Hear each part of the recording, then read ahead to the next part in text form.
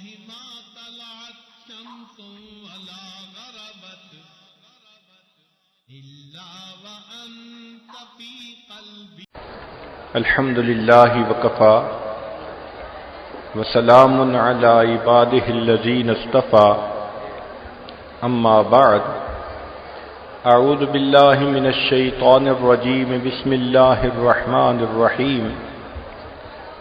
قل هل يستوي الذين يعلمون والذين لا يعلمون إنما يتذكر أولو الألباب. سبحان ربك رب العزة عما يصفون وسلام على المرسلين والحمد لله رب العالمين. اللهم صل على سيدنا محمد وعلى آل سيدنا محمد وبارك وسلم. اللهم صل على سيدنا محمد وعلى آل سيدنا محمد وبارك وسلم.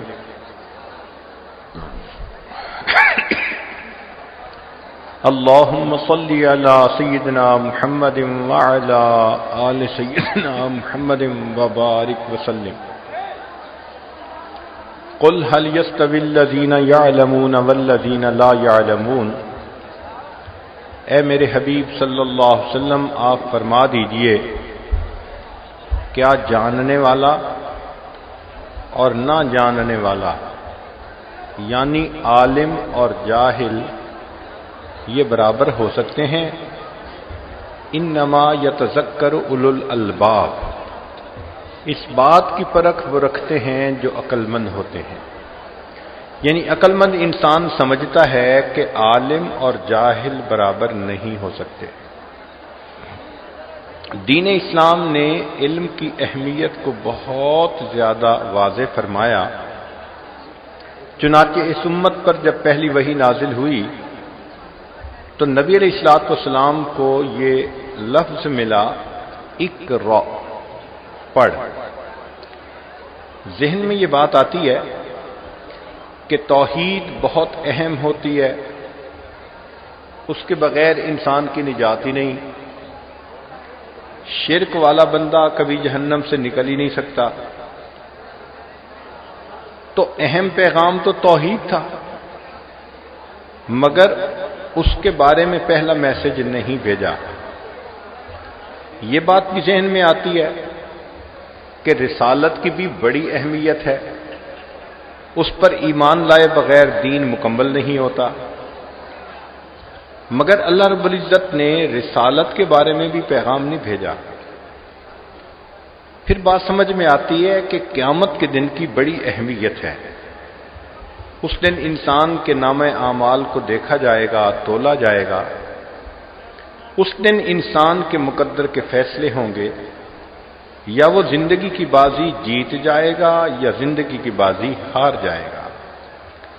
اس دن کی اہمیت کے پیش نظر قیامت کا تصور دیا جاتا، مگر ایسا نہیں کیا گیا.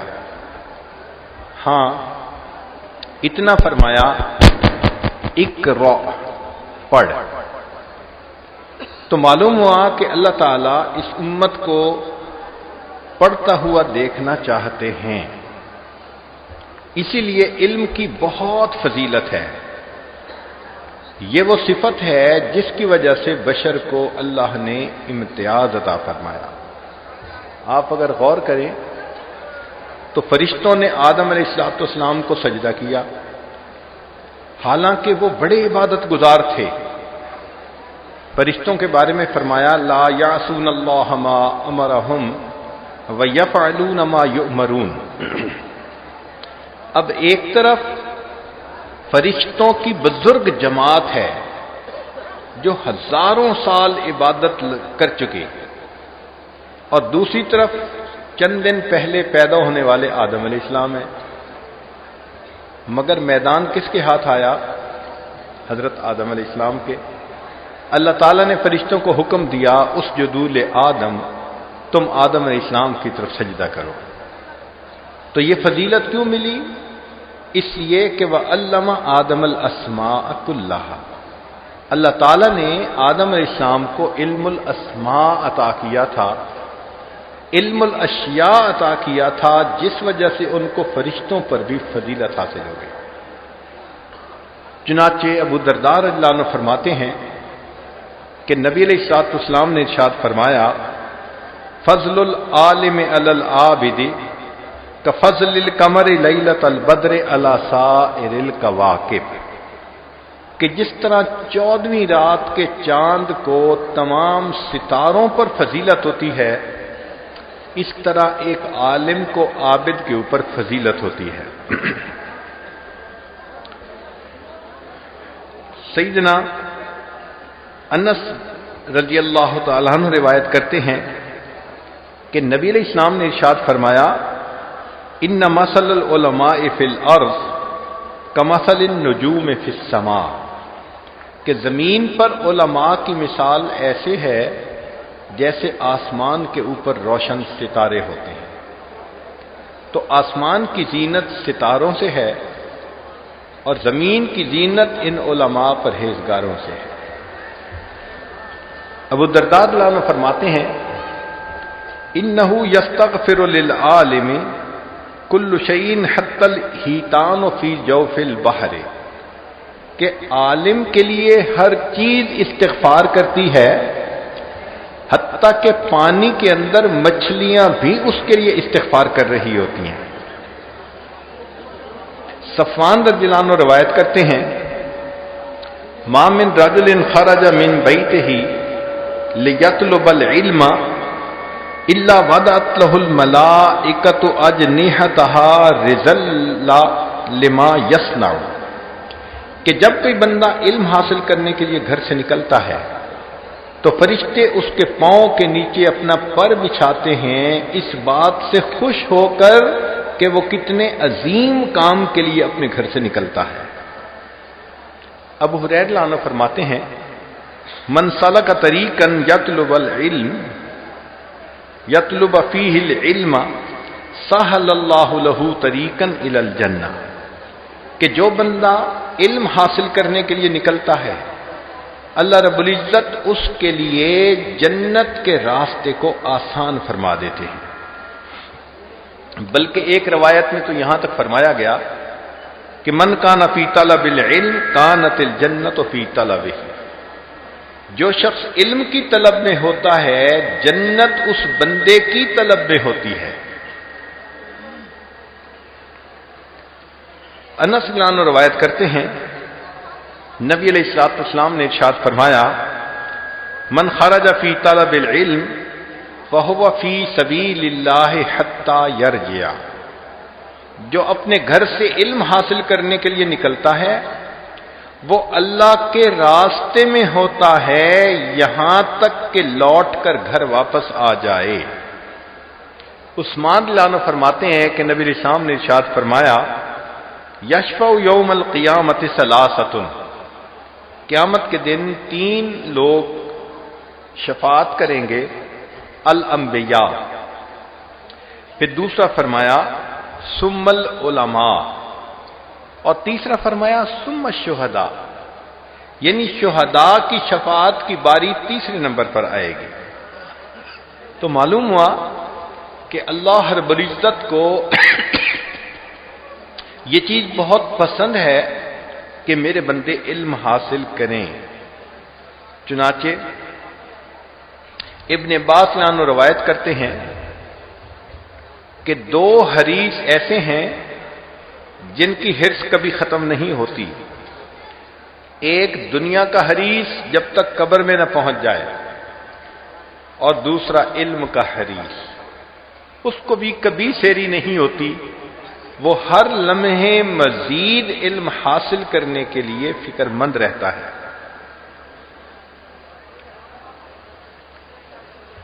جبل بن قیس لان روایت کرتے ہیں کہ ایک شخص مدینہ سے دمشق حصول علم کے لیے آیا۔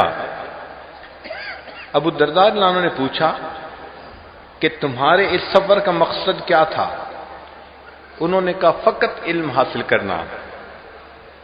تو انہوں نے فرمایا کہ میں نے نبی علیہ الصلوۃ والسلام سے یہ سنا کہ جو شخص علم حاصل کرنے کے لیے اپنے گھر سے نکلتا ہے، فرشتے اس کے پاؤں کے نیچے اپنے پر بچھاتے ہیں، مچھلیاں اس کے لیے مغفرت کی دعا کرتی ہیں، اور عالم کو عابد پر فضیلت اس طرح ہے جس طرح 14ویں کے چاند کو ستاروں کے اوپر فضیلت حاصل ہے۔ ایک مرتبہ نبی علیہ الصلوۃ والسلام نے دعا مانگی، اللہم ارحم خلفائی، اللہ میرے خلفاء پر رحم فرمانا۔ جو صحابہ موجود تھے قیل، انہوں نے عرض کیا، من خلفاؤ کا یا رسول اللہ، اے اللہ کے حبیب صلی اللہ علیہ وسلم کون آپ کے خلفاء؟ قال الذین یروون احادیث ویعلمونها الناس، کہ وہ لوگ جو میری احادیث کی روایت کریں گے اور احادیث لوگوں کو سکھائیں گے، تعلیم عطا کریں گے، وہ لوگ میرے خلفاء ہوں گے۔ نبی علیہ السلام نے ایک بہت خوبصورت دعا دی، نذر اللہ امرأ سمع مقالتی فوعاها، اللہ اس شخص کے چہرے کو تر و تازہ رکھے جو میری بات کو سنے، محفوظ کرے اور پھر اس کو دوسروں تک پہنچا دے۔ اب دیکھیں، چہرہ تر و تازہ تو تب ہوگا نا جب کوئی دنیا کا جھمیلا نہ ہو۔ اگر انسان دنیا کی مصیبتوں میں گرفتار ہو تو چہرہ تو اترا ہوا ہوتا ہے، پریشانی چہرے پہ واضح ہوتی ہے۔ ایک لفظ میں اتنی خوبصورت دعا دے دی کہ سارے مسئلے ہی حل ہو گئے، اللہ اس کے چہرے کو تر و تازہ رکھا۔ سبحان اللہ۔ چنانچہ اسلام کی تاریخ میں سب سے پہلا مدرسہ مسجد نبوی میں بنا، گو اس کا نام تو نہیں تھا، لیکن آج کے زمانے میں ہم اگر اس کا نام معلوم کرنا چاہیں تو اس کو جامعہ صفہ کہہ سکتے ہیں۔ یہ چند مہاجرین الصحابہ تھے جو اپنے گھر کو چھوڑ کر اللہ کے راستے میں آ گئے تھے۔ یہ مسجد نبوی میں رہتے تھے اور وہاں پر نبی علیہ الصلوۃ والسلام سے دین سیکھتے تھے۔ چنانچہ ہر جامعہ کے اندر کوئی سلیبس ہوتا ہے، تو جامعہ صفہ کا سلیبس کیا تھا؟ قرآن عظیم الشان، الف لام را کتاب انزلناہ الیک لتخرج الناس من الظلمات الی النور۔ یہ قرآن اللہ نے اتارا کہ لوگوں کو اندھیروں سے نکال کر آپ روشنی کی طرف لے جائیں، تو ان کا نصاب تھا قرآن۔ پھر ہر کتاب کی تشریح ہوتی ہے، تو اگر کوئی پوچھے کہ قرآن مجید کی تشریح کیسے ہوئی، تو اللہ تعالیٰ فرماتے ہیں، اے میرے حبیب صلی اللہ علیہ وسلم میں نے آپ کو بھیجا لِتُبَيِّنَ لِلنَّاسِ مَا نُزِّلَ إِلَيْهِمْ، آپ واضح فرما دیجئے جو لوگوں کی طرف نازل کیا گیا۔ تو احادیث مبارکہ گویا اس کی تشریح تھی۔ صحابہ رضی اللہ عنہم کو نبی علیہ الصلوۃ والسلام زبان سے بھی پڑھاتے تھے اور عمل سے بھی سکھاتے تھے۔ ہر مدرسے کے اندر ٹائمنگز ہوتے ہیں، کہیں پر صبح 8 بجے سے لے کے 2 بجے تک، کہیں 8 سے لے کے 4 بجے تک، لیکن یہ جامعہ صفہ ایسا تھا کہ اس کے اوقات تعلیم 24 گھنٹے۔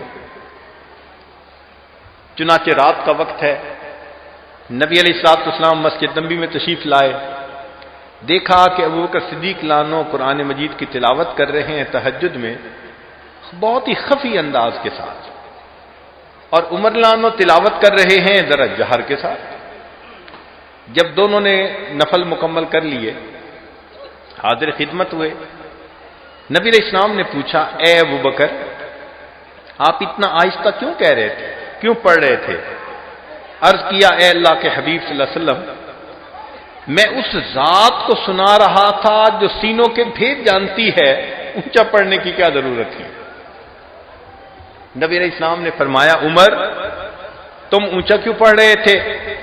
اے اللہ کے حبیب صلی اللہ علیہ وسلم میں سوئے ہوئوں کو جگا رہا تھا، شیطان کو بھگا رہا تھا۔ تو نبی علیہ السلام نے ان دونوں کو سکھایا، عمر تم ذرا آہستہ آواز کر لو اور ابوبکر تم تھوڑا سا جہر کر لو۔ اب یہ آخری پہر ہے رات کا، اس وقت بھی نبی علیہ السلام اپنے شاگردوں کو دین سکھا رہے ہیں۔ تو جس وقت اللہ کے حبیب صلی اللہ علیہ وسلم مسجد آ جاتے تھے پیریڈ شروع ہو جاتا تھا، سیکھنے سکھانے کا یہ عمل شروع ہو جاتا تھا۔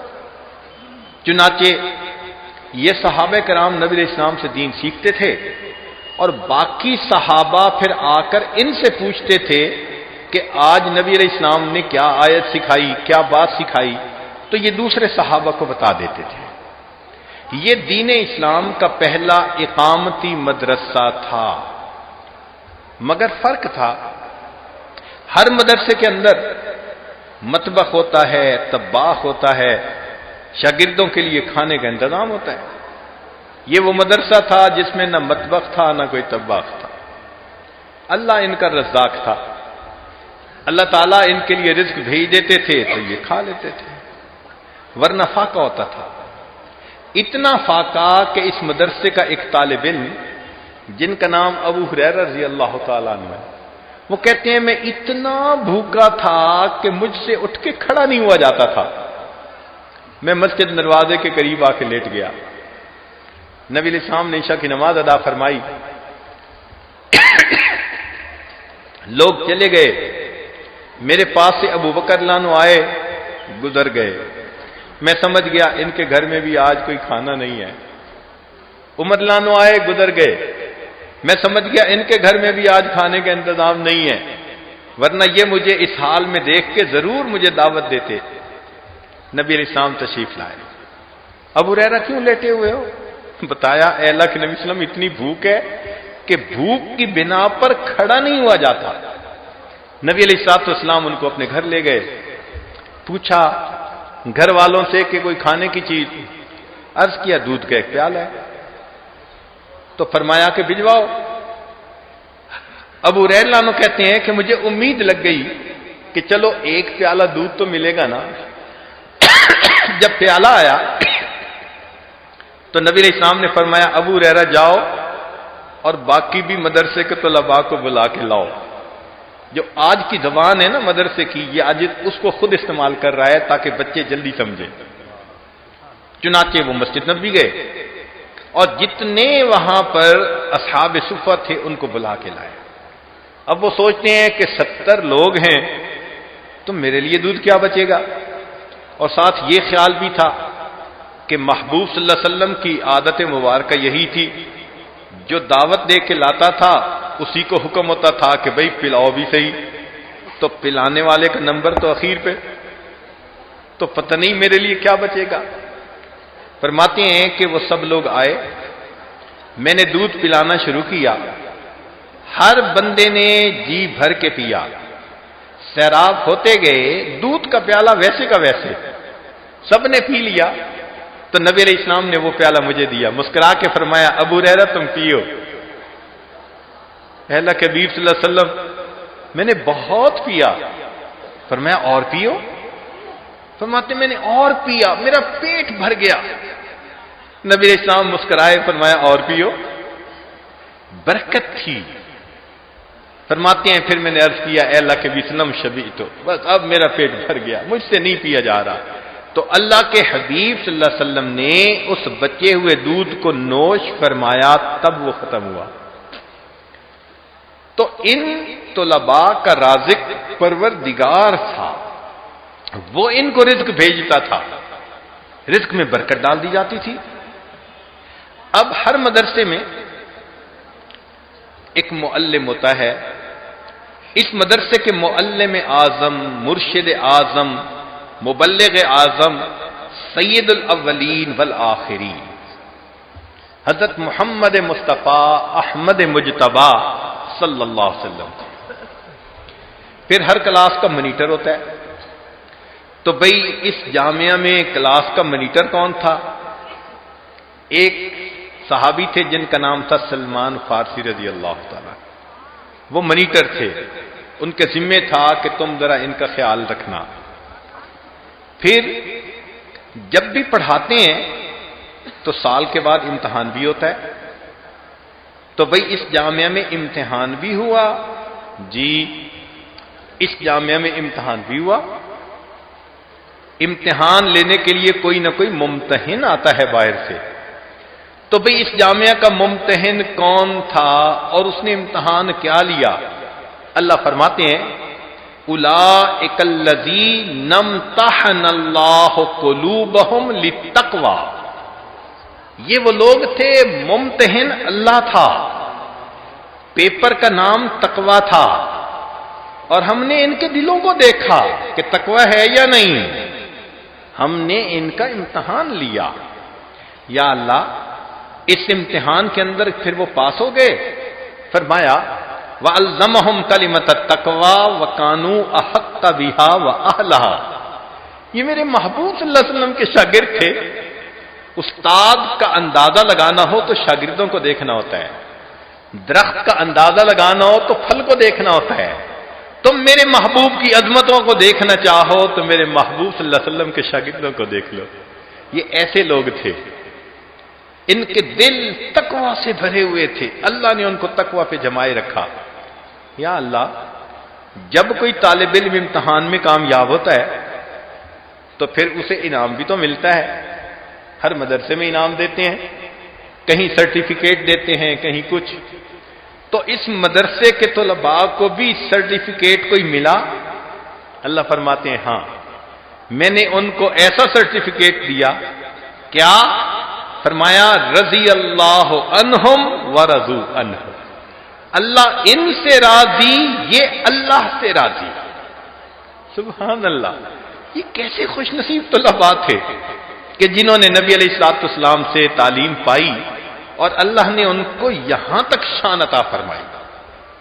ہر مدرسے میں کچھ اقامتی بچے ہوتے ہیں، کچھ ڈے اسکالر ہوتے ہیں۔ تو 70 طلباء تو اقامتی تھے اور باقی صحابہ ڈے اسکالر تھے۔ وہ دن میں اپنے کام کرتے تھے، شام میں رات میں آ کے اس مدرسے میں پڑھا کرتے تھے۔ تو یہ پہلا مدرسہ ہے دین اسلام کا، مگر یہ لوگ اللہ کو کتنے پیارے تھے۔ سنیے کہ اللہ نے اپنے حبیب صلی اللہ علیہ وسلم کو حکم فرمایا کہ میرے محبوب صلی اللہ علیہ وسلم آپ جائیں اور ان کے پاس جا کر بیٹھیں۔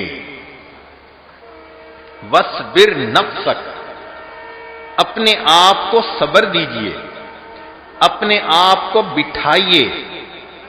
وَاصْبِرْ نَفْسَكَ، اپنے آپ کو نتھی رکھیے، مَعَ الَّذِينَ، ان لوگوں کے ساتھ، يَدْعُونَ رَبَّهُمْ بِالْغَدَاةِ وَالْعَشِيِّ يُرِيدُونَ وَجْهَهُ، جو صبح شام اللہ کو یاد کرتے ہیں اللہ کی رضا جوئی کے لیے۔ نبی علیہ السلام تشریف لائے، صحابہ سے پوچھا تم کیا کر رہے تھے؟ اللہ کے حبیب صلی اللہ علیہ وسلم سیکھ سکھا رہے تھے، مذاکرہ کر رہے تھے، تکرار کر رہے تھے، جو مدرسوں میں ہوتا ہے۔ فرمایا کہ تم خوش نصیب لوگو، اللہ نے مجھے حکم دیا کہ میں تمہارے درمیان آ کر بیٹھوں۔ اس مدرسے کے طلباء کی طلب عجیب تھی، سبحان اللہ۔ چنانچہ ایک طالب علم ایسے بھی تھے جو آنکھوں سے نابینا تھے مگر من کے بینا تھے۔ ان کو کوئی سوال پوچھنا تھا، وہ آئے اپنے استاد کے پاس، معلم اعظم کے پاس کہ میں جا کے سوال پوچھوں۔ تو آقا صلی اللہ علیہ وسلم کے پاس قریش مکہ کے بڑے سردار آئے ہوئے تھے اور محبوب صلی اللہ علیہ وسلم ان کے ساتھ گفتگو فرما رہے تھے۔ اب چونکہ ان کی ظاہری بینائی تو تھی نہیں تو ان کو پتہ نہیں تھا کہ محفل مجلس کیسی ہے۔ یہ آئے اور انہوں نے آ کے سیدھا سیدھا سوال کر دیا۔ تو محبوب صلی اللہ علیہ وسلم نے ان کو کہا کہ بھئی انتظار کرو تھوڑی دیر۔ اب وہ جو اللہ کے حبیب صلی اللہ علیہ وسلم نے کہا انتظار کرو، وہ سچ بات تھی، اس لیے کہ ڈاکٹر کے پاس اگر کوئی کینسر کا مریض آ جائے تو نزلے زکام کے مریض کو انتظار کروا لیتا ہے۔ بھئی تم تو نزلے زکام کے مریض ہو نا، کوئی مسئلہ ہی نہیں، تمہیں بعد میں دوائی دے دوں گا۔ یہ کینسر کے مریض، یہ تو آئی سی یو کا مریض ہے نا، اس کو تو جلدی مجھے اٹینڈ کرنا ہے۔ تو اللہ کے حبیب صلی اللہ علیہ وسلم کا معاملہ ایسا ہی تھا، آپ ان مشرکوں کے ساتھ گفتگو فرما رہے تھے، مگر اس طالب علم کو انتظار کروانا اللہ رب العزت کو اتنا عجیب لگا کہ اللہ نے اپنے حبیب صلی اللہ علیہ وسلم سے محبوبانہ خطاب فرمایا، ارشاد فرمایا عبس وتولی ان جاءہ الاعمی۔ ان آیات کے مفہوم کو جب پڑھتے ہیں نا تو حیران ہوتے ہیں اللہ طلب والے بندے کی آپ کے ہاں کتنی قدر ہوا کرتی ہے۔ پھر اسی جامعہ کا ایک اور طالب علم ابن کعب رضی اللہ عنہ سید القراء تھے، بہت اچھا قرآن پاک پڑھتے تھے۔ نبی علیہ الصلوۃ والسلام نے فرمایا ابن کعب سورہ بینہ سناؤ۔ اے اللہ کے حبیب صلی اللہ علیہ وسلم یہ قرآن آپ پر نازل ہوا، میں آپ کے سامنے سناؤں؟ تو انہوں نے آگے سے نبی علیہ السلام نے فرمایا کہ ہاں مجھے ایسا ہی حکم ہوا ہے۔ وہ پہچان گئے کہ اوپر سے اشارہ ہے، تو آگے سے پوچھتے ہیں اللہ سمانی، اے اللہ کے حبیب صلی اللہ علیہ وسلم کیا اللہ رب العزت نے میرا نام لے کر فرمائش کی ہے؟ نبی علیہ السلام نے فرمایا نعم اللہ سماک ابن کعب، تیرا نام لے کر اللہ نے فرمایا ابن کعب سے کہو سورہ بینہ پڑھے، محبوب آپ بھی سنیں گے، میں پروردگار بھی سنوں۔ یہ ایسے طلباء تھے، انہوں نے ایک نہج قائم کر دی، انہوں نے دین سیکھنے کے لیے قربانیاں کی، دن رات پڑے رہتے تھے چٹائیوں پہ۔ چنانچہ ایک روایت میں ہے کہ نبی اسلام نے فرمایا اے اصحاب صفہ، جس نہج پر تم نے زندگی گزاری، جو بندہ اس نہج پر زندگی گزارے گا قیامت کے دن اس کو اللہ کی رضا نصیب ہوگی۔ یہ مدرسے کا ایک سلسلہ شروع ہو گیا۔ آج دنیا میں جتنے مدارس ہیں وہ اسی جامعہ صفہ کی شاخیں ہیں، اس شمع سے پھوٹی ہوئی کرنیں ہیں۔ دنیا کے کسی خطے میں ہو، یہ جامعہ دارالعلوم دیوبند وقف ہو یا دارالعلوم دیوبند ہو، یہ سب دارالعلوم اور جامعات یہ اسی کی ایک کرنیں ہیں جو پڑ رہی ہے یہاں پر اور روشنی پھیل رہی ہے۔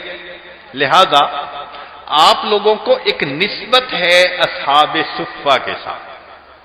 اس امت کے طلباء نے علم حاصل کرنے کے لیے کتنے مجاہدے کیے اور کتنی قربانیاں دیں، ذرا ان کے حالات ہم پڑھیں تو انسان حیران ہوتا ہے۔ چنانچہ امام ذہبی رحمۃ اللہ علیہ 20 سال کی عمر میں گھر سے نکلے علم حاصل کرنے کے لیے، فرماتے ہیں کہ میں 7 سال میں علم مکمل کرنے کے بعد گھر لوٹا۔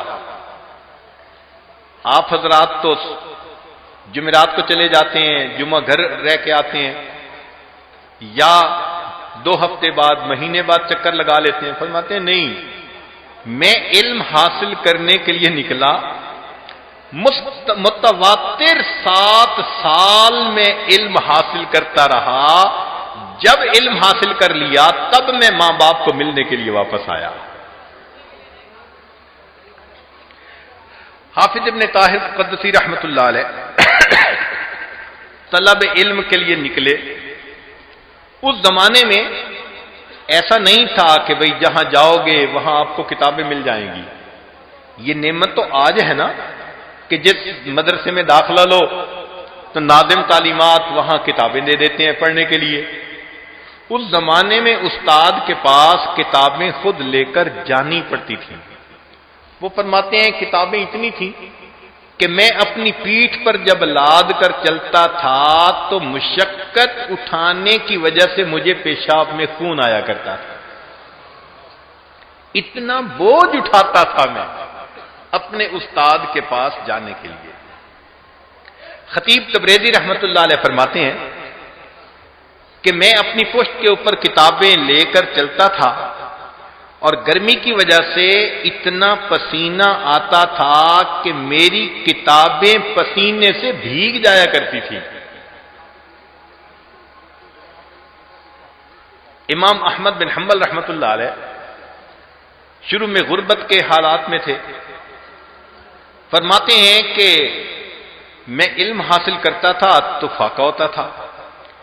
میں نے سوچا کہ کیوں نہ میں کوئی مزدوری کر لوں، تو فرماتے ہیں کہ جب میں پڑھ لیتا تو شام کو میں اونٹوں کے اڈے پہ جاتا، جیسے ہمارے زمانے میں بسوں کا اڈا، ٹیکسی کا اڈا، تو اس زمانے میں چونکہ اونٹ ذریعہ عام درخت ہوتا تھا تو فرماتے ہیں کہ شہر میں ایک جگہ بنی ہوئی تھی، اونٹوں کا وہاں سٹے ہوتا تھا، میں وہاں چلا جاتا تھا، اور جب مسافر سامان اٹھا کر اونٹوں پر لادنا چاہتے تھے تو میں ان کو کہتا تھا کہ جی میں اس کام کے لیے حاضر ہوں، وہ مجھے کچھ تھوڑا دے دیتے تھے، میں ان کے بوجھ اٹھا اٹھا کر کبھی اونٹ پر چڑھاتا تھا، کبھی اونٹ سے نیچے اتارتا تھا، اور دنیا نہیں جانتی تھی کہ یہ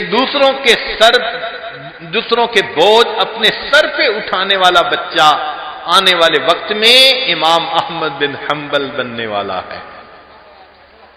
فرماتے ہیں کہ پھر میرا ایک دوست تھا، اس نے مجھے آفر کی کہ بھائی آپ کے کھانے کا انتظام میں کر دیتا ہوں۔ مجھے اچھا نہ لگا، میں نے کہا نہیں بھائی، محنت کروں گا اور کھاؤں گا۔ اس نے کہا اچھا پھر ایسے کریں کہ مجھے 2 کتابوں کی ضرورت ہے، آپ لکھ کے دے دیں، املا کر دیں۔ میں نے کہا ہاں۔ فرماتے ہیں پھر میں نے سامان اٹھانے کا کام چھوڑا اور پھر میں نے کتابیں لکھنی شروع کی۔ لوگ مجھ سے کتابیں لکھواتے تھے، میں فارغ وقت میں لکھتا تھا، اس پر کچھ مل جاتا تھا جس سے کہ میں اپنے پیٹ کو بھر لیا کرتا تھا۔ امام شافعی رحمۃ اللہ علیہ فرماتے ہیں کہ میرے اوپر ایسا وقت تھا کہ کوئی لکھنے کے لیے کاغذ نہیں ہوتا تھا میرے پاس، تو میں بڑے جانور کی بڑی ہڈیاں تلاش کرتا پھرتا تھا، ڈھونڈتا تھا بڑی ہڈی مجھے کہیں سے مل جائے، کیوں کہ خشک ہڈی کے اوپر میں لکھ کے رکھتا تھا اور ان کو اپنے گھر کے کونے میں ڈال دیتا تھا، یہ میری کتاب ہوتی تھی۔ کوئی نہیں جانتا تھا کہ یہ بڑی ہڈیوں کو ڈھونڈنے والا بچہ آنے والے وقت میں امام شافعی رحمۃ اللہ علیہ بننے والا ہے۔ فرماتے ہیں علم کی طلب اتنی تھی میرے اندر، میں منا کے میدان میں تھا، مجھے ایک بوڑھا نظر آیا، میں نے پوچھا کہاں سے آئے؟ کہنے لگا مدینہ سے۔ تو مجھے اس کے ساتھ کچھ محبت ہوئی کہ آقا صلی اللہ علیہ وسلم کے دیار سے آیا ہوا ہے۔ میری کیفیت کو دیکھ کے اس نے مجھے کہا کہ میری دعوت قبول کر لو۔ میں نے کہا بہت اچھا۔ اتنا کہنے کے بعد اس بڑے میاں نے اپنی تھیلی کھولی اور اس کے اندر جو ما حضر تھا اس نے دسترخوان پر لگا دیا اور میں نے بھی کھانا شروع کر دیا۔ وہ مجھ سے بات چیت کرنے لگا۔ میں نے پوچھا بڑے میاں، مدینہ میں سنے امام مالک ہوتے ہیں؟ اس نے کہا کہ تمہیں ان سے ملنا ہے؟ میں نے کہا خواہش تو بڑی ہے، سفر کے وسائل نہیں ہے میرے پاس، اور لمبا سفر تھا۔ اس زمانے میں اونٹوں سے سفر کرتے تو 2 ہفتے لگا کرتے تھے اور پیدل مہینوں لگتے تھے۔ تو میں نے کہا سفر کے وسائل نہیں۔ اس نے کہا ایک بندہ ہمارے ساتھ حج پہ آیا تھا، وہ فوت ہو گیا اور اب اس کا اونٹ خالی ہے، اگر تم ارادہ کرو تو یہ جو بھورا اونٹ کھڑا ہے نا، ہم اس پہ آپ کو لے جائیں گے۔ میں نے فوراً ارادہ کر لیا۔ فرماتے ہیں کہ قافلے والوں نے مجھے اپنے ساتھ لے لیا اور میں مکہ مکرمہ سے مدینہ طیبہ 16 دن میں پہنچا، اور اس دوران میں نے 16 مرتبہ قرآن مجید مکمل پڑھ لیا۔ یہ اس زمانے کے طالب علم ہوتے تھے۔ آج عمرے والے جاتے ہیں اور پورے سفر میں ایک قرآن ان کے لیے پڑھنا بھی مشکل بن جاتا ہے۔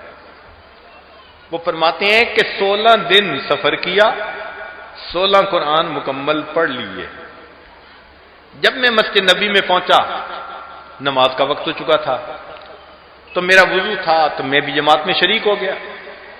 کہنے لگے نماز پڑھنے کے بعد میں نے دیکھا لمبے قد کا آدمی ہے، ایک تہبند باندھی ہوئی ہے اور چادر سے لپیٹی ہوئی ہے، اور وہ ایک اونچی جگہ پہ بیٹھ گیا اور کہنے لگا قال قال النبی صلی اللہ علیہ وسلم۔ میں سمجھ گیا یہ امام مالک ہوں گے، اور لوگ ان کے سامنے بیٹھ گئے، میں بھی بیٹھ گیا۔ ان دنوں امام مالک رحمت اللہ علیہ احادیث کی املا کروا رہے تھے۔ آپ حدیث روایت کرتے تھے، طلباء کاغذ قلم سے لکھ لیتے تھے۔ فرمانے لگے انہوں نے حدیث روایت کرنی شروع کی اور سب نے کاغذ قلم پہ لکھنی شروع کی. میں مسافر، نہ کاغذ نہ قلم، کوئی وسائل ہی نہیں تھے. دل میرا بڑا چاہا کاش مجھے بھی ان طلباء سے مشابہت ہو جاتی، میں بھی حدیث کی کتابت کرتا. کہنے لگے میں یہی سوچ رہا تھا کہ مجھے اپنے سامنے ایک تنکا نظر آیا، میں نے وہ تنکا اٹھا لیا اور پھر میں نے کہا کہ اچھا اس کو میں اپنے ہونٹوں کی تری سے لگاتا ہوں، یہ سیاہی ہے. اور جو وہ پڑھ رہے تھے میں اس کو اپنی ہتھیلی پہ لکھ رہا تھا کہ چلو مجھے طلباء کے ساتھ تشبہ حاصل ہو جائے گا، تشبیہ نصیب ہو جائے گا. امام مالک رحمۃ اللہ نے کچھ احادیث سنائی، اگلی نماز کا وقت ہو گیا، مجلس برخاست ہوئی، لوگ اٹھ کے وضو کرنے چلے گئے. میرا وضو تھا تو میں وہیں بیٹھا رہا. تو امام مالک رحمۃ اللہ نے مجھے بلایا، نوجوان کہاں سے آئے ہو؟ جی مدینہ سے آیا ہوں. یہ تم ہتھیلی پہ کیا کر رہے تھے؟ جی جو آپ احادیث سنا رہے تھے وہ لکھ رہا تھا. پر میں ہتھیلی دکھاؤ. جب میری ہتھیلی دیکھی تو کچھ بھی نہیں لکھا ہوا تھا. وہ کہنے لگے کہ یہ تو حدیث پاک کی شان میں گستاخی ہے کہ تم اس طرح اپنے ہونٹوں کا لعاب لگا کے حدیث پاک، یہ تو مناسب نہیں ہے. میں نے عرض کیا حضرت میں مسافر ہوں، نہ قلم ہے نہ کاغذ ہے، میں آپ کے شاگردوں کے ساتھ تشبیہ حاصل کرنے کے لیے ایسا کر رہا تھا. حقیقت میں آپ جو پڑھا رہے تھے میں ان کو اپنے دل پر لکھ رہا تھا. کہتے ہیں میرے اس جواب پر امام مالک رحمۃ اللہ بڑے عجیب حیران ہو گئے. کہنے لگے اچھا اگر تم دل پہ لکھ رہے تھے تو سناؤ. فرماتے ہیں اس مجلس میں امام مالک رحمۃ اللہ علیہ نے 123 احادیث سنائی تھیں. میں نے تمام احادیث متن اور روایت کے ساتھ ان کو سنا دی. یہ اس زمانے کے طلباء ہوتے تھے. جیسے اسفنج ہوتا ہے نا کہ آپ اس کو پانی میں ڈالیں تو نس نس میں پانی چوس لیتا ہے، بالکل یہ طلباء کی حالت ہوتی تھی کہ اتنا حسن طلب ہوتا تھا کہ استاد کے علم کو وہ فوراً جذب کر لیا کرتے تھے. خشک زمین ہو نا، عرصے سے بارش نہ ہوئی ہو تو ذرا بوندیں گریں پتہ بھی نہیں چلتا کیوں زمین پی جاتی ہے. اس زمانے کے طلباء کی یہی حالت تھی. ان کے سامنے استاد کلام کرتا تھا، لکھنے کی بھی ضرورت نہیں ہوتی تھی، وہ ان کی قوت حافظہ ایسی تھی کہ ان کو ڈائریکٹ یاد ہو جایا کرتا تھا. یہ امام شافعی رحمت اللہ علیہ تھے. امام طبرانی رحمت اللہ علیہ فرماتے ہیں میں اپنے گھر سے نکلا تو میں نے 30 برس 30 ایئر علم حاصل کرنے میں لگائے، اس حال میں کہ میرے پاس بستر نہیں ہوتا تھا اور میں سردی سے بچنے کے لیے جس مسجد میں ہوتا اس کی صف کے ایک کنارے پر لیٹ کر پکڑ لیتا اور گھومنا شروع ہو جاتا تو صف میں لپٹ جاتا تھا تو میرے جسم کو سردی ذرا کم لگتی تھی، گو سر پاؤں کو لگ رہی ہوتی تھی. اس طرح میں رات گزارا کرتا تھا.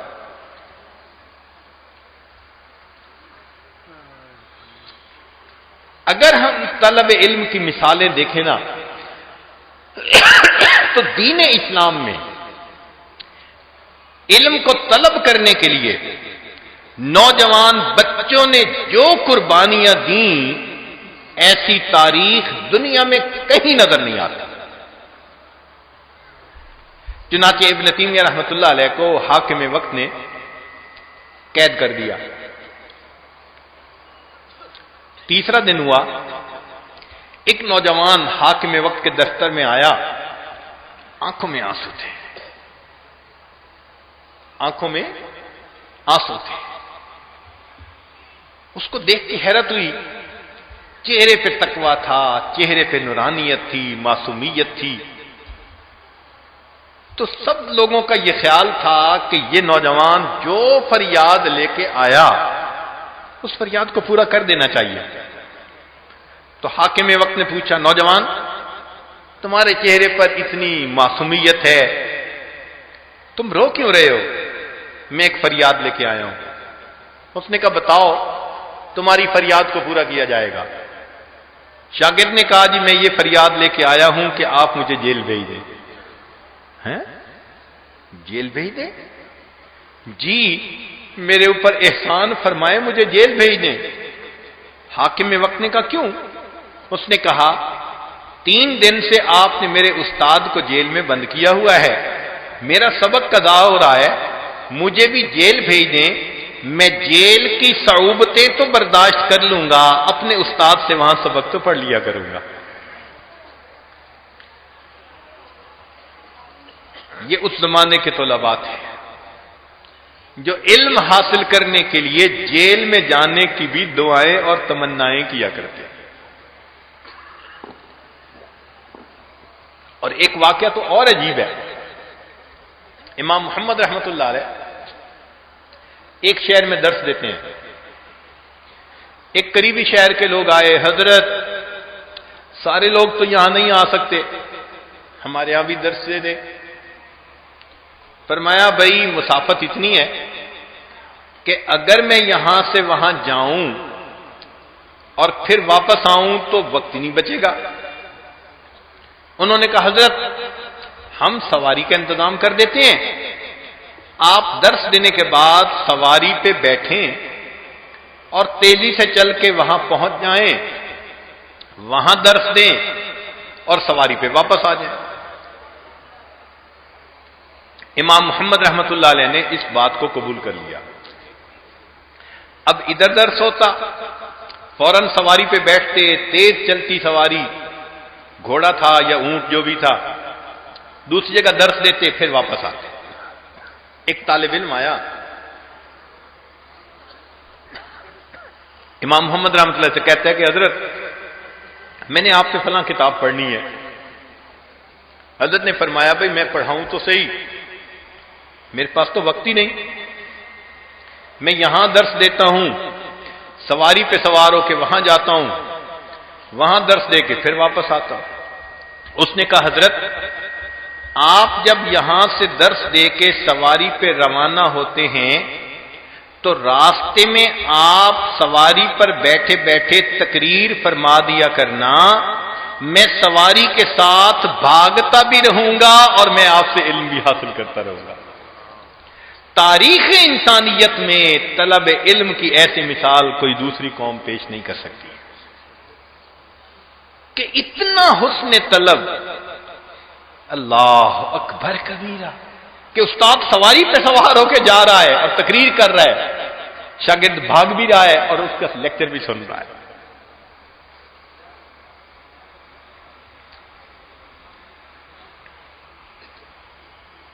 قربانیاں دی۔ آپ کہیں گے جی یہ تو پہلے زمانے کے لوگ تھے، چلیں قریب کے زمانے کی بات سن لیجیے۔ شاہ عبد القادر رحمت اللہ علیہ اپنے واقعات میں فرماتے ہیں کہ میں زمانے طالب علم میں دارالعلوم دیوبند ایسے وقت پہنچا جب داخلے بند ہو گئے تھے۔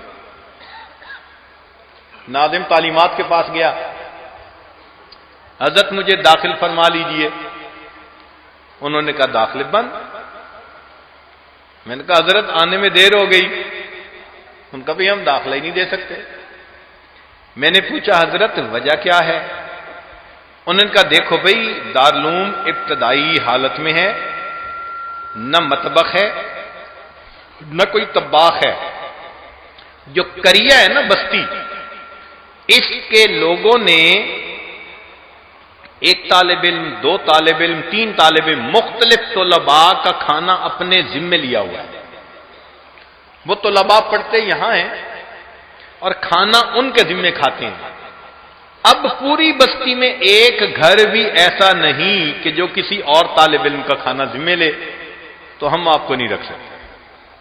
فرماتے ہیں میں نے کہا کہ حضرت کھانا میری ذمہ داری، آپ مجھے کلاس میں بیٹھنے کی اجازت دے دیں۔ لو مجھے مشروط داخلہ مل گیا۔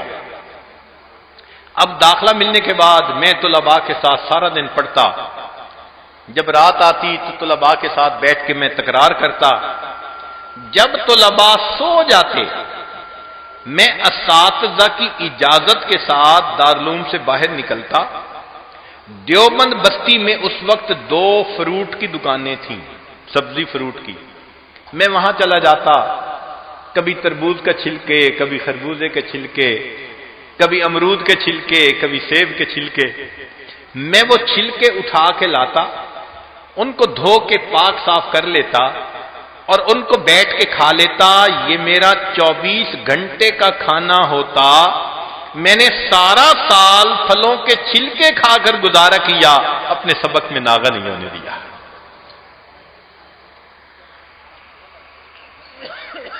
فرماتے ہیں کہ دوران سال میرے عزیز رشتہ دار مجھے خط لکھتے تھے، میں ڈر کے مارے پڑھتا نہیں تھا، بھئی خوشی کی خبر ہوگی تو جانے کو دل کرے گا، غم کی خبر ہوگی تو طبیعت پڑھائی میں نہیں لگے گی، تو خط ہی مت پڑھو۔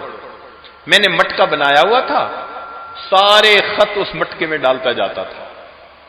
جب سال کے بعد امتحان دے لیتا، فارغ ہو جاتا، اس وقت میں ان خطوں کو نکالتا اور ان کو پڑھتا، تو ان کو پڑھنے سے میں فہرست بناتا، فلاں کو خوشی ملی، فلاں کو غم ملا، فلاں بیمار، فلاں کے بیٹا ہوا، فلاں کا یہ ہوا، پوری فہرست بنا کے میں اپنے واپس گھر آتا اور سب رشتہ داروں کے پاس جاتا، خوشی والوں کو مبارک دیتا، غم والوں کی تعزیت کرتا یا پرسہ کے الفاظ کہتا، جیسا بھی تھا۔ لوگ مجھ سے بڑے خوش ہوتے کہ اس بچے نے ہمارے خط کو 1 سال یاد رکھا، حالانکہ میں نے ان کے خط کو پڑھا ہی 1 سال کے بعد ہوتا تھا۔ یہ تو قریب کے زمانے کے بزرگ تھے، یہ تھے طلباء جو طلباء کہنے کے مستحق تھے۔ یہاں پر ایک سوال پیدا ہوتا ہے کہ کیا سارے ہی طلباء ایسے ہوتے تھے کہ پلے کچھ نہیں ہوتا تھا، نہ کھانا نہ پینا نہ بستر؟ نہیں، 5 انگلیاں برابر نہیں ہوتی۔ غرباء میں سے بھی تھے، امراء میں سے بھی تھے۔ چنانچہ امراء کی مثالیں سن لیجئے۔ عبداللہ ابن مبارک رحمۃ اللہ علیہ ایک ترکی تاجر کے نواسے تھے، اور ترکی تاجر کا پوری میراث ان کی والدہ کو ملی، اس کی اور اولاد تھی نہیں، تو یہ اپنے منہ میں سونے کا چمچ لے کے پیدا ہوئے تھے۔ ان کے والد نے ان کو پڑھنے کے لیے بھیجا تو اس نے 30,000 دینار سفر خرچ کے لیے دیے، 30,000 دینار، اور انہوں نے پھر 4,000 اساتذہ سے علم حاصل کیا۔ بہت پیسہ اللہ کے راستے میں خرچ کرتے تھے۔ انہوں نے اپنی پوری دولت علم کے حاصل کرنے میں لگا دی۔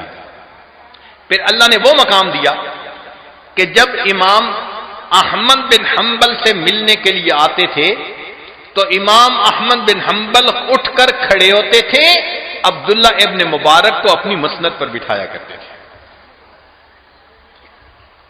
یہ نواب زادے تھے، علم اللہ نے ان کو عطا کیا۔ ہارون رشید کا ایک بیٹا تھا، رہتا محل میں تھا، مگر اس کو محل سے کوئی دلچسپی نہیں تھی، سادہ کھانا کھاتا، سادہ کپڑے پہنتا۔ ہارون رشید نے کہہ دیا، تیری وجہ سے لوگ تانے دیتے ہیں کہ جی آپ کے بچے کو تو کچھ ہو گیا، سائیکو کیس ہے، علاج کرواؤ، تو مجھے باتیں سننی پڑتی ہیں۔ ابا جان، اگر آپ کو باتیں سننی پڑتی ہیں نا تو پھر مجھے اجازت دیں، میں علم حاصل کرتا ہوں، جاتا ہوں یہاں سے۔ ہارون رشید نے اجازت دے دی، ماں نے اس کو جاتے ہوئے ایک انگوٹھی دے دی اور قرآن پاک دی، بیٹا تم قرآن پاک پڑھنا تو اماں کو یاد کرنا، اور اگر ضرورت پڑے کوئی تو یہ انگوٹھی قیمتی ہے، بیچ کے ضرورت پوری کر لینا۔ وہ نوجوان گیا، مسجد میں اعتکاف کی نیت سے رہتا تھا، ہفتے میں 1 دن کام کرتا تھا، ہفتے میں 1 دن کام کرتا تھا، وہ بھی جب مدرسے میں چھٹی ہوتی تھی۔ چھٹی کے دن مزدوری کرتا تھا، اور مزدوری کر کے اتنی مزدوری لیتا تھا جس سے کہ اس کو 6 روٹیاں مل جاتی تھی۔ ہر روز 1 روٹی کھاتا تھا، 24 گھنٹے گزارتا تھا، اور پھر 7ویں دن پھر مزدوری کر لیتا تھا۔ لوگوں کے گھر بناتا، اس شہزادے نے اس حال میں رہ کر اختیاری تنگی تھی رزق کی، مگر اس نے اس حال میں رہ کر علم حاصل کرنے کو پسند کیا۔ تفصیل پڑھنی ہو تو حضرت شیخ الحدیث رحمۃ اللہ علیہ نے اس واقعے کو تفصیل کے ساتھ لکھا ہے۔ اس وقت عمراء کے بچے بھی علم حاصل کرتے تھے، اور یہی نہیں کہ مرد ہی کرتے تھے، عورتیں بھی کرتی تھیں۔ چلے میں آپ کو یہی گھر کا واقعہ سناؤں۔ حضرت قاری محمد طیب رحمۃ اللہ علیہ پاکستان تشریف لائے۔ ہمارے حضرت رحمۃ اللہ علیہ سے بہت دوستانہ تھا۔ سب سے پہلی ملاقات ان کی ہمارے حضرت سے حرم میں ہوئی تھی، حرم مکہ میں۔ ہمارے حضرت رحمۃ اللہ علیہ کا چہرہ بڑا منور تھا، اتنے خوبصورت اور پر انوار تھے کہ جو بندہ دیکھتا تھا وہ بے اختیار کہتا تھا ما ھذا بشرا ان ھذا الا ملک کریم۔ اور حضرت قاری محمد طیب رحمۃ اللہ علیہ کا چہرہ بھی ایسا پر انوار تھا۔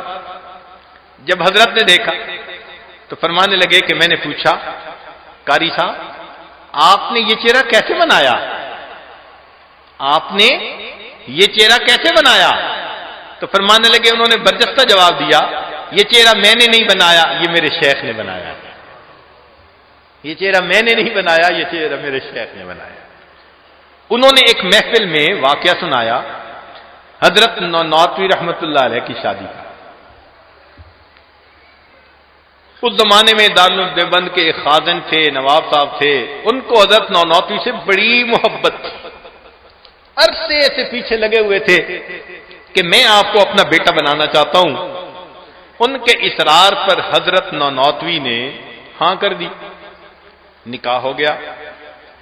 نواب صاحب نے اپنی بیٹی کے لیے اس زمانے میں جب استاد کی تنخواہ 2 روپے ہوتی تھی 1,00,000 روپے کے زیورات بنائے اس زمانے میں، اور اپنی بیٹی کو رخصت کیا۔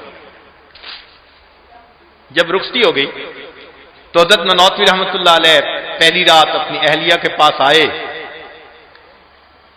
تو اہلیہ صاحبہ فرماتی ہیں کہ میرے پاس آ کر بیٹھ گئے، چارپائی پر سلام کیا اور فرمایا کہ شادی کا مقصد ہوتا ہے خاوند بیوی کے ذریعے گناہ سے بچے اور بیوی خاوند کے ذریعے گناہ سے بچے۔ یہ شادی کا مقصد ہوتا ہے، خاوند بیوی کے ذریعے گناہ سے بچے اور بیوی خاوند کے ذریعے گناہ سے بچے۔ اور دوسری بات فرمائی کہ زندگی اچھی تب گزرتی ہے جب میاں بیوی دونوں ایک لیول پر ہوں۔ میں تمہاری مانند امیر بننا چاہوں تو ساری زندگی محنت کروں تو نہیں بن سکتا، اور تم میری طرح بننا چاہو تو ابھی بن سکتی ہو۔ تو میں نے پوچھا کیسے؟ تو فرمانے لگے کہ یہ جتنے زیورات ہیں نا، یہ جو ترکیہ کا ہے نا خلافت کا کام، یہ سارا اللہ کے راستے میں بھیج دو۔ فرماتی ہیں میں نے سارے زیور نکالے، 1,00,000 روپے کے زیور حضرت نے رومال میں باندھے اور اگلے دن وہ زیورات اللہ کے راستے میں پہنچا دیے۔ اب اگلے دن میں گھر میں تھی تو محلے کی عورتیں دیکھنے کے لیے آئیں۔ جب شادی ہوتی ہے تو دلہن کو دیکھنے کے لیے بوڑھی بوڑھی آتی ہے، وہ دلہن کو کم دیکھتی ہیں، اپنے دلہن کے زمانے کو زیادہ یاد کرتی ہیں۔ تو کہنے لگی بڑھیا آ گئی 2-3، اور انہوں نے مجھے دیکھا تو میرے اوپر تو کوئی زیور ہی نہیں جسم پر۔ ان میں سے ایک بڑھیا فتنے کی پڑیا، وہ کہنے لگی ہاں یہ تو باپ پہ بوجھ بنی ہوئی تھی، لگتا ہے اس نے دھکا ہی دے دیا، جان چھڑائی اس سے۔ کہنے لگے جب میں نے یہ سنا تو میرے تو آنکھوں سے آنسو، رونا ہی نہ تھمے۔ حضرت نانوتوی رحمۃ اللہ تشریف لائے، مجھے روتے ہوئے دیکھا، فرمایا کیوں، کوئی خیریت ہے؟ میں نے کہا نہیں بس آپ مجھے میرے والد صاحب کے گھر چھوڑ دیں۔ حضرت نانوتوی رحمۃ اللہ نے میری خواہش کا احترام کیا اور مجھے اسی وقت لے کر میرے والد سے آپ کے گھر چھوڑ دیا۔ اس زمانے میں مردان خانہ الگ ہوا کرتا تھا، زنان خانہ الگ ہوتا تھا۔ مرد لوگ مردان خانے میں رہتے تھے، بوقت ضرورت گھر کی عورتوں سے ملاقات کرتے تھے۔ کہنے لگی میں 2 دن وہاں رہی، تیسرے دن میرے والد صاحب زنان خانے میں آئے تو نظر پہ، بیٹی تم یہاں ہو؟ تو پتہ چلا جناب یہ تو ایک ہی دن رہ کے آ گئی تھی۔ پوچھا کیوں؟ کہنے لگے میں نے پھر رونا شروع کر دیا کہ میرے ساتھ تو یہ ہوا، گو میں نے زیورات اپنے خوشی طیب نفس سے دیے تھے، مگر عورتوں کا جو تانا تھا اس نے میرا دل دکھا دیا۔ تو نواب صاحب کہنے لگے بیٹی یہ کون سی بڑی بات ہے؟ نواب صاحب نے 1,00,000 روپے کے زیورات اور بنوائے اور پھر اپنی بیٹی کو دیے اور کہا کہ اچھا تم جاؤ، رخصت کر دیا۔ کہنے لگے جب میں آئی رات کو حضرت مناطی رحمۃ اللہ تشریف لائے، سلام کیا، فرمان لگے دیکھیں میں نے تو آپ کو ایک مشورہ دیا تھا کہ اللہ کے راستے میں دے دو، تم نے اپنی چاہت اور مرضی سے دیا تھا، اگر تمہاری چاہت نہیں تھی تو نہ دیتی، میں نے مجبور تو نہیں کیا تھا، اب تمہارے والد صاحب کے سامنے میری رسوائی ہوئی کہ میں نے مجبور کیا ہوگا، اور میں نے تو اس لیے کہا تھا کہ یہ سانپ اور بچھو تم اپنے گلے ہاتھوں میں کیسے پہنو گے۔ کہتے ہیں حضرت نانوتوی رحمت اللہ علیہ کے الفاظ میں ایسی توجہ تھی، تاثیر تھی کہ مجھے بالکل لگا میری انگوٹھیاں بچھو ہیں جو چپکے ہوئے ہیں اور یہ سانپ ہے جو میرے گلے میں لاکٹ ہے۔ کہنے لگے میں نے اسی وقت اپنے زیورات اتارنے شروع کر دیے۔ حضرت کہہ رہے ہیں نا نا نا نا، اور میں اتارتی جا رہی ہوں، سب زیورات اتار دیے، اور میں نے کہا کہ اب اس کو پھر اللہ کے راستے میں دے دیں، میں آج کے بعد کسی کو نہیں کہوں گی۔ حضرت نانوتوی رحمت اللہ علیہ نے پھر 1,00,000 کے زیورات اللہ کے راستے میں بھجوا دیے، اور پھر اس کے بعد انہوں نے حضرت نانوتوی سے پڑھنا شروع کیا، اتنا علم پڑھا، حضرت قاری صاحب فرمانے لگے میں نے مشکات شریف اپنی دادی اماں سے سبکن سبکن پڑھی ہوئی ہے۔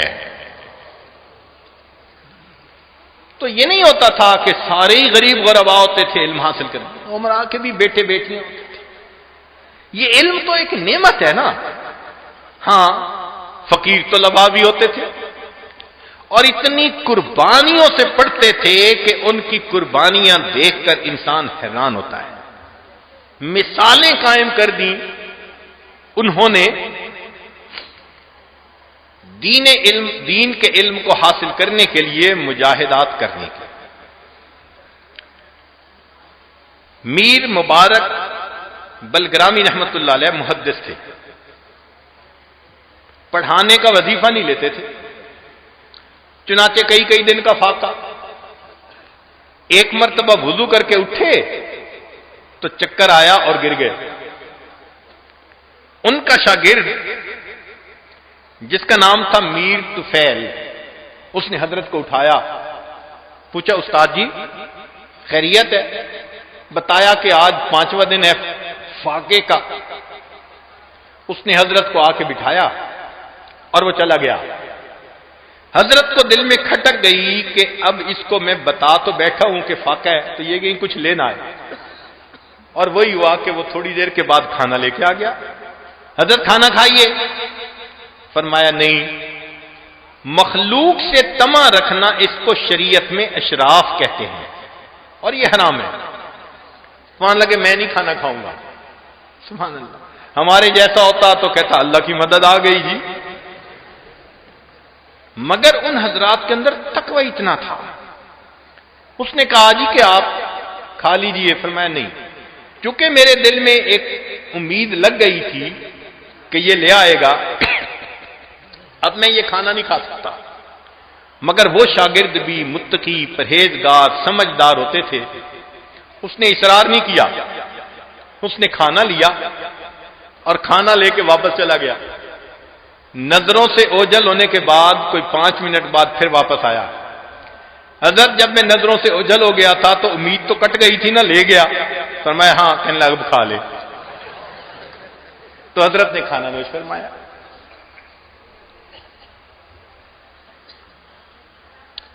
تین طلباء تھے، ایک کا نام تھا ابن المقری، ایک کا نام تھا ابو شیخ، اور ایک کا نام تھا طبرانی۔ وہ کہتے ہیں کہ ہم مسجد نبی میں حدیث مبارکہ پڑھا کرتے تھے استاد سے، لیکن کھانا اپنا ہوتا تھا۔ ہم تینوں کے پاس کھانا ختم ہو گیا، تینوں کے پاس کھانا ختم ہو گیا۔ ایک دن روزہ، دوسرے دن روزہ، تیسرے دن، اب تیسرے دن اٹھا نہیں جاتا تھا۔ میرے دو ساتھیوں نے فیصلہ کیا کہ بھئی ہم گھر جاتے ہیں، بھوک نہیں برداشت ہوتی۔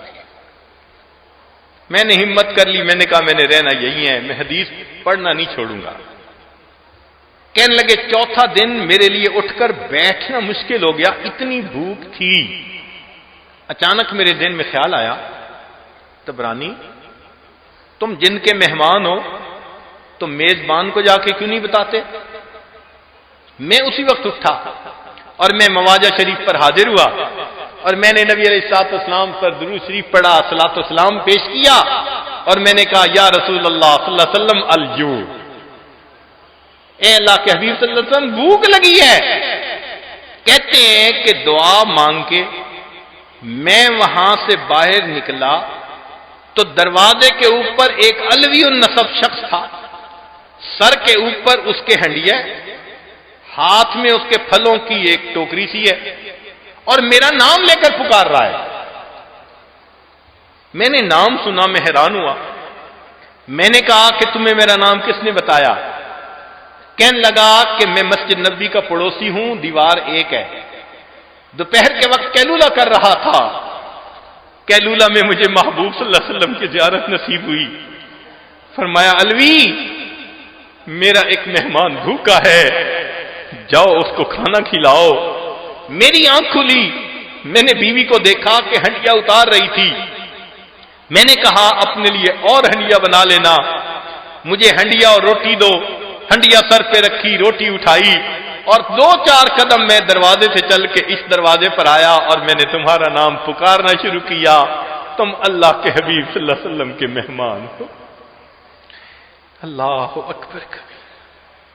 اللہ کے حبیب صلی اللہ علیہ وسلم کو طلباء علماء کے ساتھ کیا محبت ہے،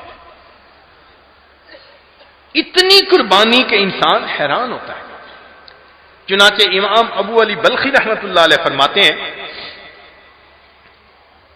کہ مجھے کئی دن فاقہ اٹھانا پڑا اور کھانے کے لیے کچھ نہیں ہوتا تھا، تو محلے میں ایک نان بائی تھا، تنور کی دکان تھی، وہاں روٹیاں پکتی تھیں، تو میں کتاب لے کر وہاں تنور کے پاس جا کر بیٹھ جاتا کہ روٹی پکنے کی جو مہک آئے گی اس سے کچھ میرے لیے بھوک کو برداشت کرنا آسان ہو جائے گا۔ اللہ اکبر کبیرہ، اتنی بھوک برداشت کی ان اکابر نے اللہ کے دین کا علم حاصل کرنے کے لیے۔ اب آخری واقعہ سن لیجئے، پھر بات کو سمیٹتے ہیں۔ 20-21 سال کی عمر جوانی مستانی کی عمر ہوتی ہے۔ نوجوان طلباء کے لیے وساوت نفسانی شہوانی سے بچنا بڑا مشکل ہوتا ہے۔ اس عمر کے اندر دین کی طلب کا ہونا عجیب نعمت ہے۔ چنانچہ اندلس کے علاقے کے ایک نوجوان ہیں، 201 ہجری میں پیدا ہوئے، 75 سال کی عمر پا کے 276 میں ہجری میں وفات ہوئی۔ بقی الدین ابن مخلد رحمت اللہ علیہ، 21 سال ان کی عمر تھی۔ انہوں نے تذکرہ سن رکھا تھا امام احمد بن حنبل رحمت اللہ علیہ کا۔ اس واقعے کو امام ذہبی رحمت اللہ علیہ نے سیر اعلام النبلاء اس کے اندر نقل کیا ہے باقاعدہ۔ تو وہ کہتے ہیں کہ میں نے امام احمد بن حنبل رحمت اللہ علیہ کا نام سن رکھا تھا، دل میں بڑی خواہش ہوئی کہ میں سنوں، میں ان کے پاس جاؤں اور حدیث کا علم پڑھوں، لیکن راستے میں سمندر پڑتا تھا۔ اللہ کا توکل کر کے میں نے ایک جہاز تھا، بڑی کشتی، اس کے کیپٹن سے بات کی اور سفر پہ نکل پڑا۔ اللہ کی شان، کئی مہینے سفر کرنا پڑا اور درمیان میں کشتی راستہ بھی بھول گئی تو سفر اور لمبا ہو گیا۔ پھر اس سفر کے اندر ایسا وقت بھی آ گیا جب سمندر کے اندر طوفان ہوتا ہے، ہائی ٹائیڈ ہوتی ہے۔ اس وقت کشتی لنگر انداز ہو جاتی کہ اگر چلتی رہے گی تو الٹ جائے گی، ڈوب جائیں گے بندے، تو لنگر ڈال دیتے تھے۔ ایک ایک ہفتہ طوفان رہتا، کشتی ایک ہی جگہ پر اور صرف جھٹکے لگ رہے ہیں، اس سے بیماری ہو جاتی، ابکائیاں آتی تھیں، پیٹ کی بیماریاں ہو جاتی تھیں۔ کہنے لگے میں اتنا بیمار کہ میری ڈی ہائیڈریشن ہونے کے قریب ہو گئی۔ قسمت سے طوفان کم ہوا، ہم آگے چلے اور بالآخر زمین پر آئے۔ وہاں سے میں نے پیدل سفر کرنا شروع کیا اور میرا سفر بھی سینکڑوں میل کا سفر تھا۔ میرے کپڑے گندے، کھانے پینے کا سامان بچا کچھ نہ، اور میں اپنے سامان کو کمر پر رکھے چل رہا تھا۔ نکاہت کی وجہ سے میں گرنے لگتا تھا۔ خدا خدا کر کے وہ وقت آیا کہ میں بغداد کے قریب پہنچا۔ جب سامنے بغداد کا شہر نظر آیا، اتنا تھکا ہوا تھا کہ میں ایک درخت کے نیچے لیٹ گیا، نیند آ گئی۔ جب آنکھ کھلی تو اس وقت میں نے بغداد شہر کی طرف چلنا شروع کیا۔ مجھے راستے میں ایک آدمی آتا ہوا ملا، سلام دعا ہوئی۔ میں نے پوچھا سنائے امام احمد بن حنبل کا کیا حال ہے؟ اس نے کہا کیوں پوچھ رہے ہو؟ میں نے کہا میں ایک طالب علم ہوں، ہزاروں میل کا سفر کر کے آیا ہوں، دھکے کھائے ہیں ان سے علم پڑھنے کے لیے۔ اس نے میرا چہرہ دیکھا، کہنے لگا اے طالب علم، افسوس ہے کہ تیری یہ حسرت پوری نہیں ہو سکتی۔ کہنے لگے شاکنگ نیوز تھی میرے لیے، میری حسرت پوری نہیں ہو سکتی؟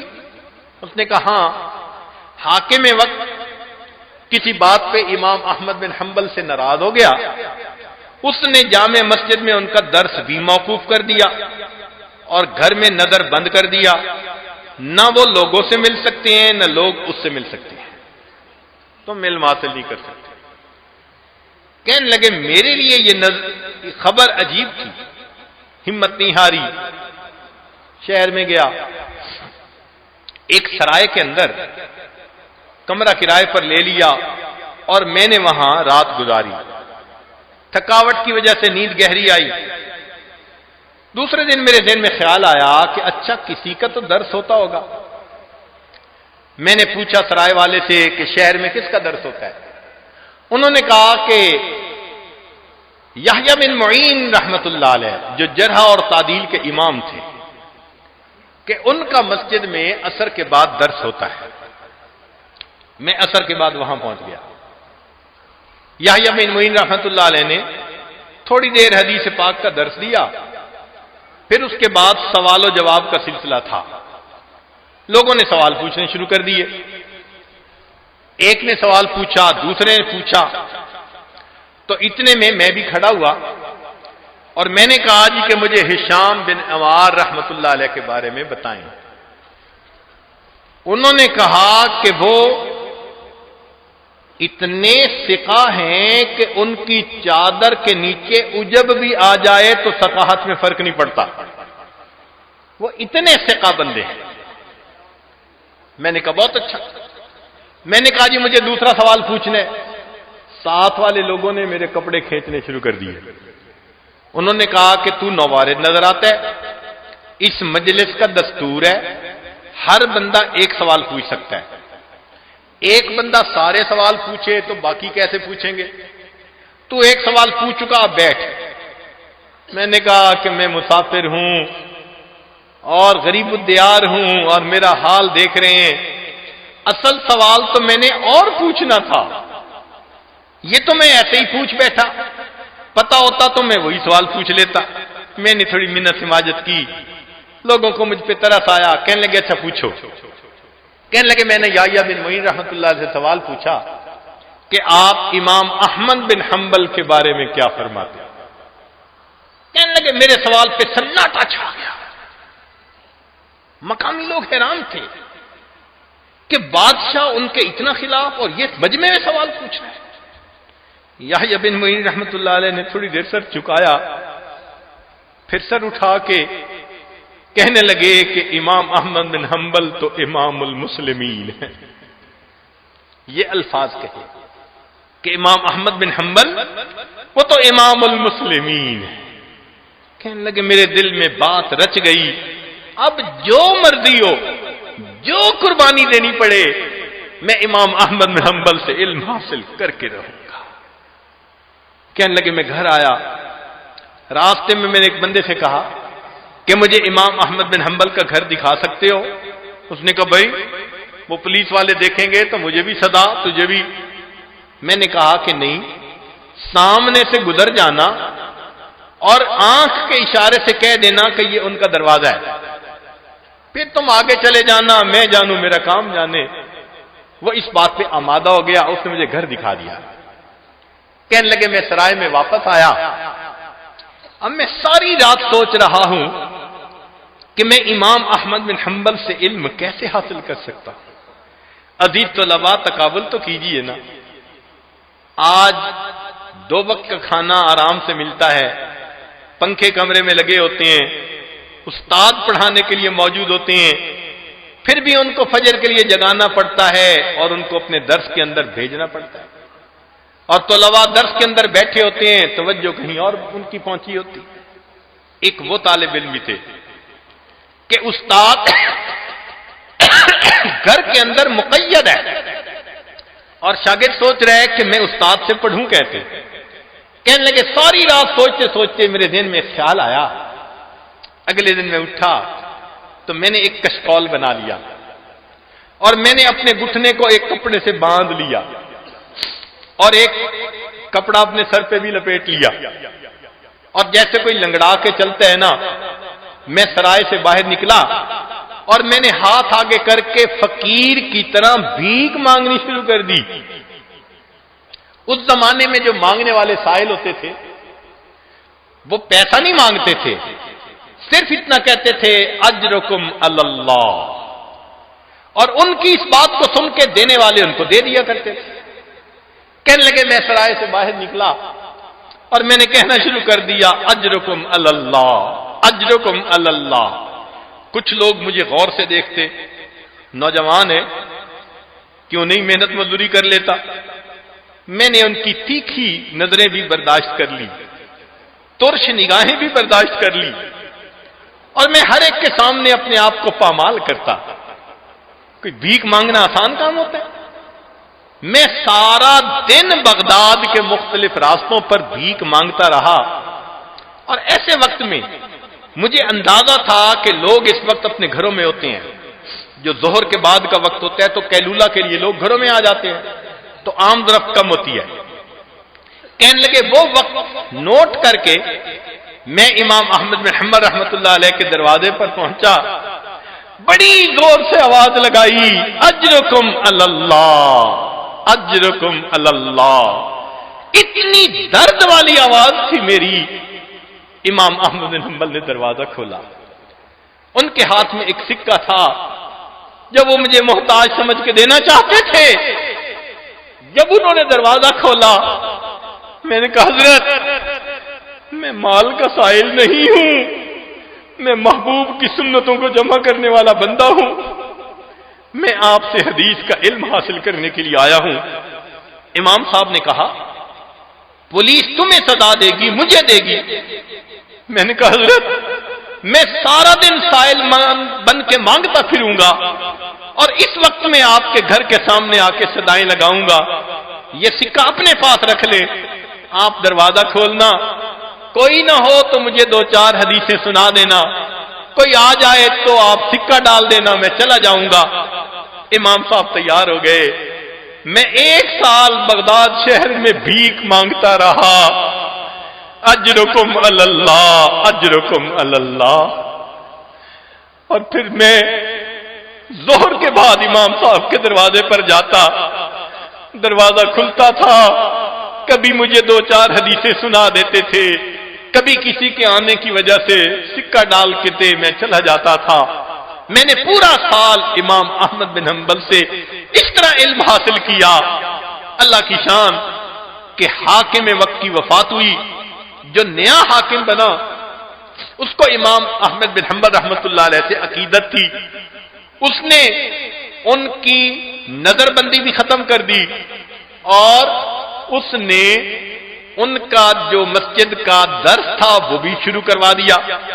فرماتے ہیں کہ جب امام بن احمد بن حنبل نے درس دینا تھا تو بغداد کے لوگوں پر عید کا سما تھا، عصر کا وقت ہوا، مسجد کھچا کھچ بھری ہوئی تھی۔ میں نے بڑی کوشش کی کہ میں جاؤں اور میں استاد کے قریب جا کر بیٹھوں، بھیڑ کی وجہ سے میں قریب نہ پہنچ سکا، ذرا دور کھڑا تھا۔ امام صاحب آئے، ان کی نظر مجھ پر پڑی، امام صاحب کہنے لگے لوگوں اس طالب علم کو آگے آنے دو، علم کا حقیقی طلبگار تم میں سے یہ شخص ہے۔ اللہ اکبر کبیرہ، علم حاصل کرنے کے لیے بھیک مانگتے تھے۔ چنانچہ ابو جعفر منصور حدیث کا عالم تھا، ایک مرتبہ وزراء نے کہہ دیا کہ آپ کو اللہ نے دنیا کی اتنی نعمتیں دی ہیں، قیل لابی جعفر منصور هل بقی من اللذات شیئا لم تنلہ، کوئی ایسی بھی خواہش ہے جو پوری نہ ہوئی ہو؟ قال شیء واحد، ایک بات میری پوری نہیں ہوئی۔ قالوا وما ہوا، کہنے لگے کون سی؟ قال کہنے لگا قول المحدث للشیخ حدثنا، کہ وہ جو شاگرد اپنے شیخ کو کہتے ہیں نا اے استاد ہمیں حدیث سنائے، حدثنا، میرا جی چاہتا ہے مجھے علم تھا کوئی مجھ سے بھی یہ علم حاصل کرتا۔ قال فغدا علیہ الوزراء والندماء بالمحابر والدفاتر، دوسرا دن ہوا تو جو وزراء تھے، کام کرنے والے تھے، وہ اپنے کاغذ اور دواتیں قلم لے کر آ گئے اور وہ سامنے بیٹھ گئے۔ فقال، کہنے لگے جی کہ آپ ہمیں حدیث سنائیں۔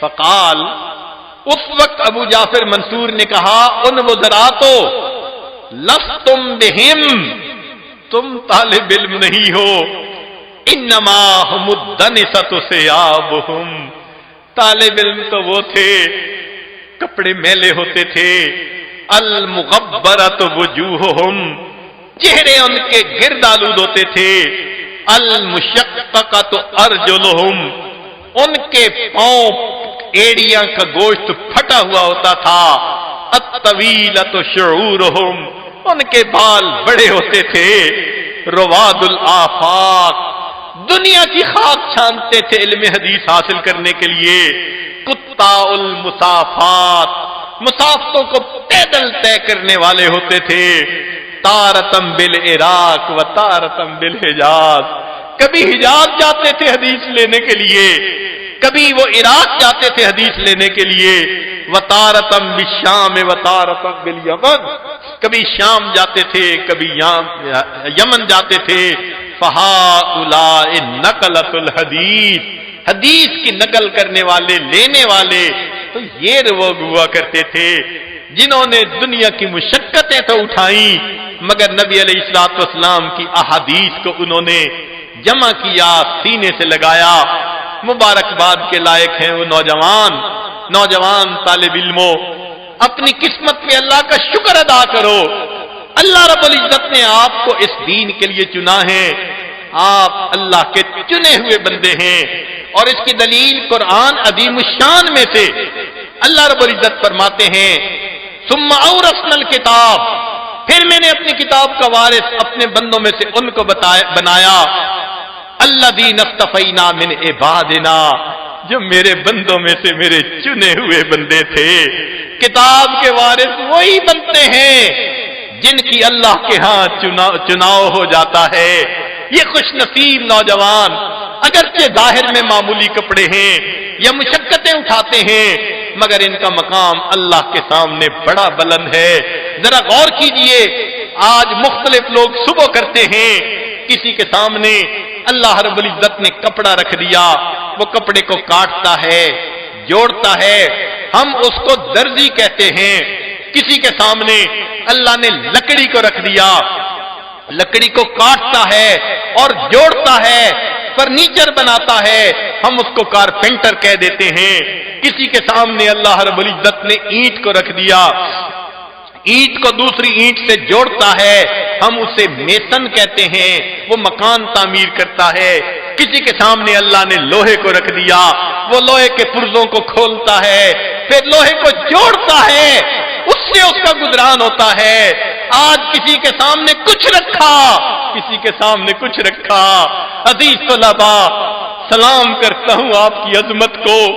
آپ صبح اٹھتے ہیں، اللہ آپ کی جھولی میں اپنا قرآن رکھ دیتا ہے، آپ کی جھولی میں اپنے محبوب کا فرمان رکھ دیتا ہے۔